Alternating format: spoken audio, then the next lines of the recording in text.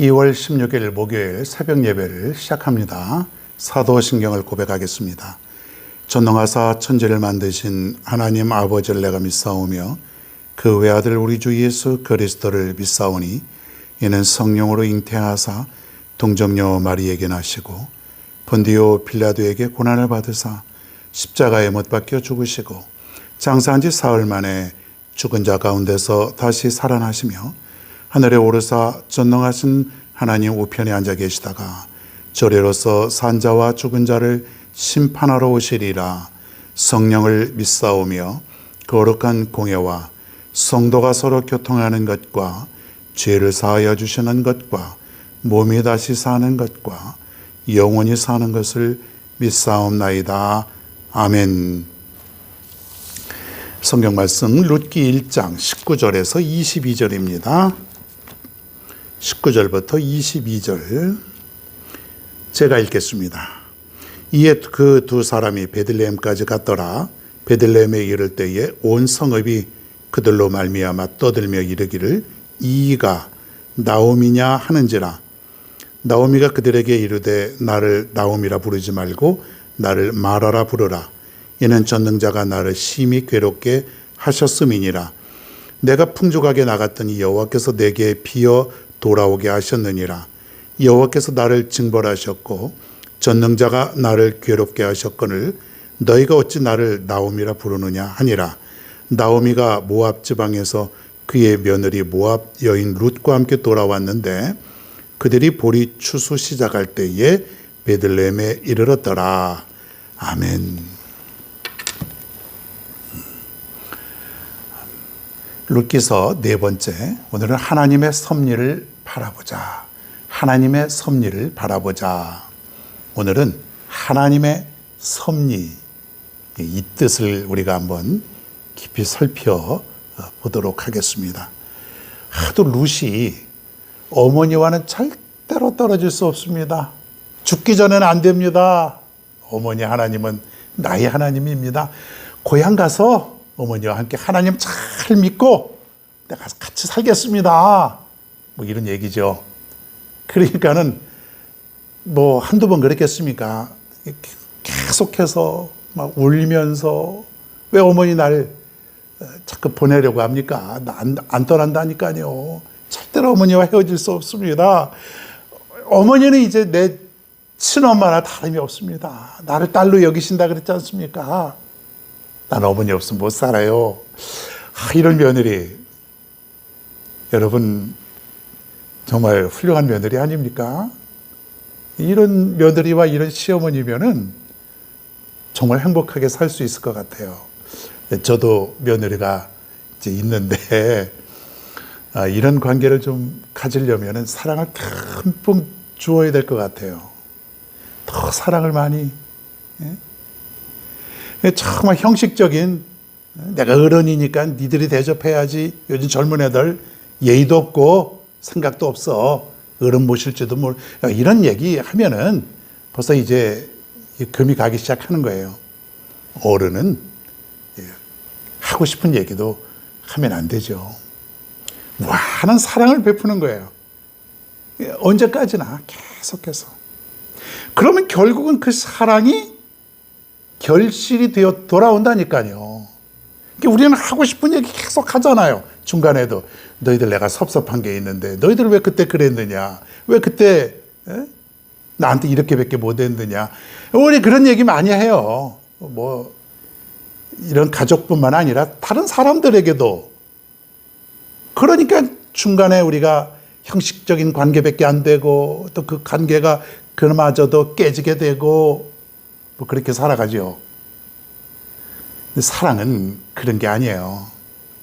사랑은 마음에 안 들어도 하고 싶은 얘기가 있어도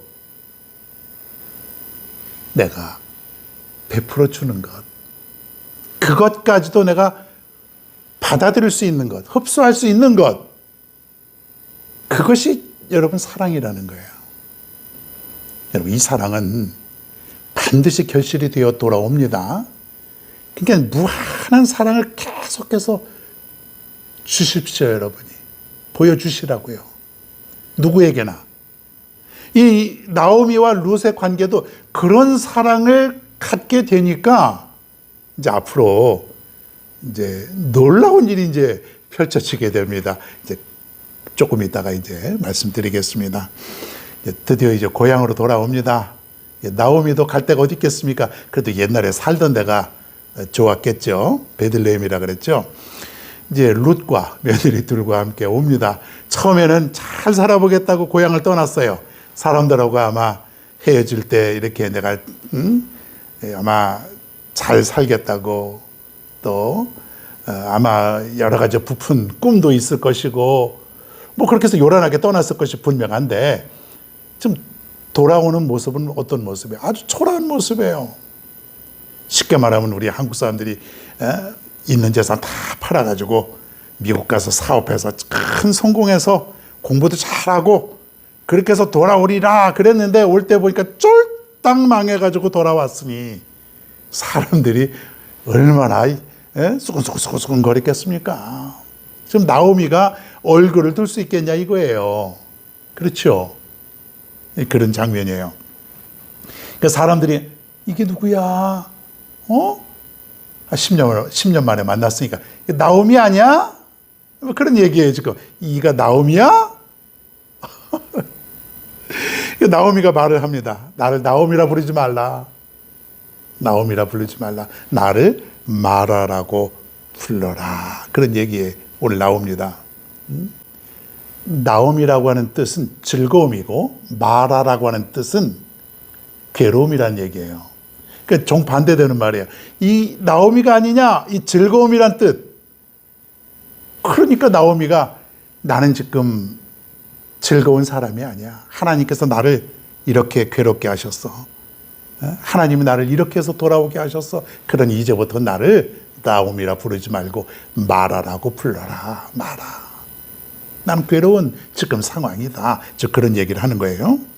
그러면서 오늘 21절에 보니까 여호와께서 나를 징벌하셨고 전능자가 나를 괴롭게 하셨거늘. 이 말을 우리가 잘 해석을 해야 되는데 하나님께서 자신에게 고통을 가져다 주셨다는 거예요. 여호와의 손이 나를 치셨다. 지금 그렇게 표현하고 있는데 이것은 원망이 아니에요. 하나님이 나를 이렇게 치셨어. 하나님이 나를 이렇게 비통하게 만들으셨어. 이 말은 하나님의 섭리 속에 내가 이렇게 되었다라고 하는 것을 고백하는 것이죠. 아주 쉽게 말하면 내가 고향 떠나서 살았는데 하나님이 나를 다시 돌아오게 하셨어. 나를 아주 쫄딱 망하게 해서 나를 돌아오게 하셨어. 하나님이 이렇게 모든 것을 다 주관하셨어. 하나님의 섭리를 인정하는 그런 말투라는 거예요. 나오미는 하나님이 모든 것을 이렇게 하셨다. 그렇게 고백하고 있는 것이죠. 여기서 우리는 중요한 게 뭐냐? 하나님의 섭리. 우리는 어디까지 하나님이 하셨다? 어디까지 하나님이 이루셨다? 그렇게 우리가 고백하고 살아가는가요? 어디까지? 하나님이 축복을 주실 때 하나님이 축복해 주셨어. 하나님이 나를 이렇게 훌륭하게 해주셨어. 나의 삶을 이렇게 하나님이 훌륭하게 만들어 주셨어. 놀라워. 하나님은 역시 위대한 하나님이야. 자, 그런데 반대로 고통스럽고 그리고 온갖 안 좋은 그런 삶을 살면서 하나님이 나를 이렇게 하셨어. 우리가 이렇게 얘기 잘 안 되잖아요. 우리는 좋을 때는 하나님이 만들어 주셨다고 하나님의 섭리를 인정하지만은 그 밖에 우리가 고통과 고난 속에 살 때는 하나님이 나를 이렇게 섭리하여 이끌어 가신다라고 하는 것 우리가 인정하지 않을 때가 훨씬 더 많을 거라는 얘기예요. 나오미는 달랐어요. 이 모든 것은 하나님이 나를 이렇게 인도하셨다. 과거에 우리는 창세기에 보면 요셉 하나님께서 나를 노예로 팔게 하셨고 나를 감옥에도 갇히게 하셨고 이 모든 것은 하나님께서 당신들을 이렇게 만나게 하려고 하나님께서 계획하신 것이다. 이게 뭐예요? 요셉은 하나님의 섭리로 모든 일이 그렇게 되었다라고 인정했던 것이에요. 그의 평생의 모든 삶이 다 하나님이 계획하신 것이에요. 아니, 노예로 팔고 감옥에 갇히고 이런 일들이 무슨 하나님의 섭일까요? 그런데 요셉은 그 모든 것이 다 하나님이 이루셨음을 영적으로 보았다라고 하는 거예요. 오늘 우리가 이렇게 살아가죠.